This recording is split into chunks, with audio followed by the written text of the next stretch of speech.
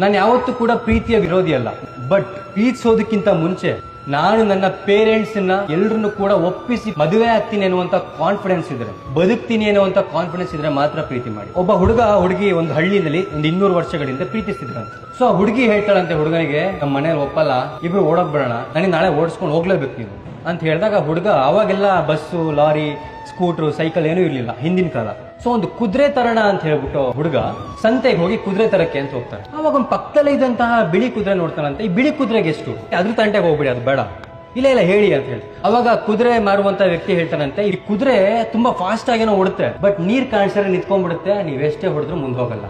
ಯಾಕೆ ಅಂತ ಕೇಳಿದಾಗ ವ್ಯಕ್ತಿ ಹೇಳ್ತಾನಂತೆ, ಈ ಕುದುರೆ ಅವರ ತಾಯಿಯ ಗರ್ಭದಲ್ಲಿದ್ದಾಗ ಅವ್ರ ತಾಯಿಯಿಂದ ತಪ್ಪಿಸ್ಕೊಳ್ಳೋದಕ್ಕೆ ಅಂತ ಹಗ್ಗ ಬಿಚ್ಕೊಂಡು ಓಡ್ತಿರ್ಬೇಕಾದ್ರೆ ಒಂದು ಬಾವಿ ಒಳಗೆ ಬಿದ್ದ್ಬಿಡ್ತು. ಸೊ ನಮಗೇನೋ ಗೊತ್ತಾಯ್ತು, ಅದನ್ನ ರೆಸ್ಕ್ಯೂ ಮಾಡಿ ಕರ್ಕೊಂಡ್ ಬಂದ್ವಿ. ಬಟ್ ಈ ಕುದುರೆಗೆ ಒಳಗಡೆ ಗರ್ಭದಲ್ಲಿ ಇದ್ದಿದ್ರಿಂದ ಈ ಕುದುರೆಗೆ ಹುಟ್ಟಿದಾಗಿಂದನೂ ಕೂಡ ಆ ನೀರು ಅಂದ್ರೆ ಭಯ. ಇದಕ್ಕೆ ತಕ್ಷಣ ಅವನಿಗೆ ಹೊಡೆಯುತ್ತೆ.